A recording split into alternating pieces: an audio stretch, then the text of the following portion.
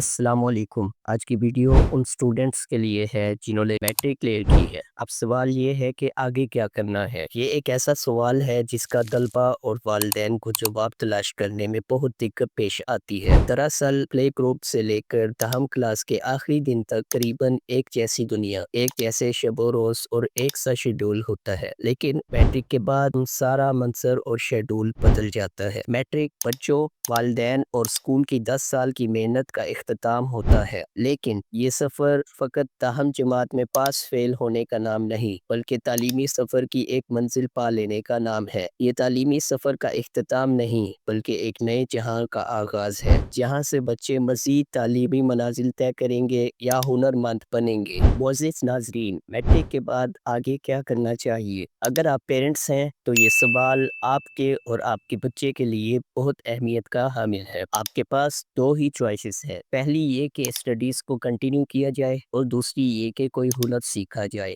اگر آپ بچے کو مزید پڑھانا چاہتے ہیں اور آپ کے وسائل بھی اس کی اجازت دیتے ہیں تو بچے کے رجحان اور تعلیمی کارکردگی کو دیکھتے ہوئے فیصلہ کریں کہ اسے آگے کیا پڑھانا ہے۔ اگر بچے کے 90% سے زیادہ نمبر ہوں تو اسے FSC ضرور کروائیں۔ جو بچہ انتہائی قابل ہے اور آپ اس پر لمبی انویسٹمنٹ کر سکتے ہیں تو اسے FSC پری میڈیکل یا پری انجینئرنگ میں داخلہ دلوائیں، اور اگر بچہ 60% سے 90% کے درمیان نمبر لے تو بچے کو بجائے FSC کروانے کے بچے کے رجحان اور ذہانت کو دیکھتے ہوئے اسے ICS، ICOM، FAIT یا FA میں ایڈمیشن دلوائیں۔ لیکن یاد رکھیں، IT آج کی دنیا کی حقیقت ہے۔ آپ کسی بھی فیلڈ میں جائیں، کمپیوٹر مسٹ ہے۔ آپ کو کمپیوٹر کی بیسک نالج ہونا ضروری ہے۔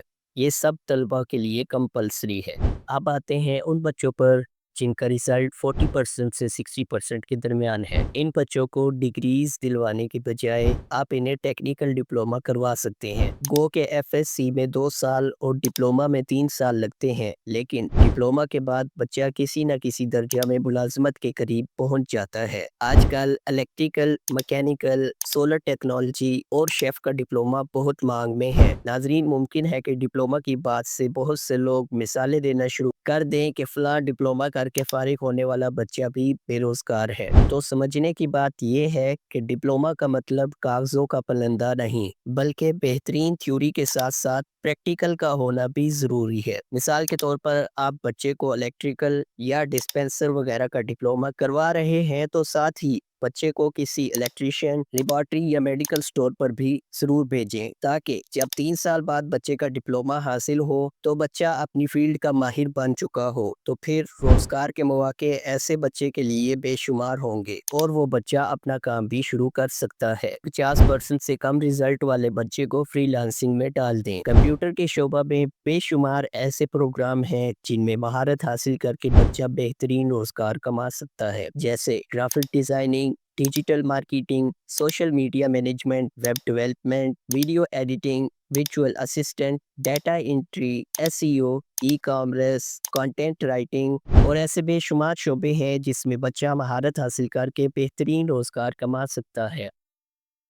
بہرحال، میٹرک کے بعد کوئی قدم اٹھانے سے پہلے کسی مخلص، ماہر تعلیم یا تجربہ کار شخص سے مشورہ ضرور کر لینا چاہیے۔ یہ بھی یاد رکھیں کہ سینکڑوں والدین آپ کو بچوں کے لیے پریشان دکھائی دیں گے جن کے بچے FA کر کے یا BA کر کے بیکار و بے روزگار ہیں، لیکن ان کے مقابلے میں وہ بچے جو پر وقت ہنر مند بن گئے وہ برسر روزگار بھی ہیں اور ان کے والدین بھی سکون میں ہیں۔ معزز ناظرین، سمجھنے والی بات یہ ہے کہ ڈاکٹر ہو، انجینئر ہو یا اسی لیول کی کوئی اور ڈگری، یہ ساری ڈگریاں ٹیکنیکل ڈگریاں ہیں، مہارت کی ڈگریاں ہیں۔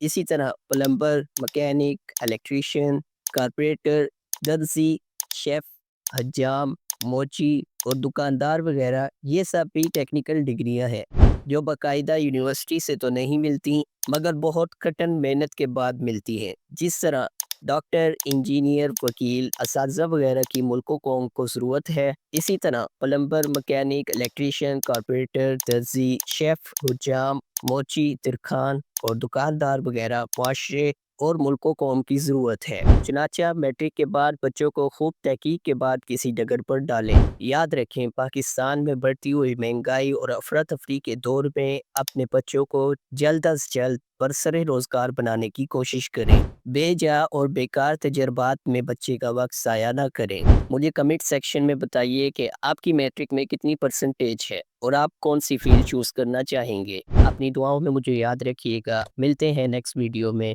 اللہ حافظ۔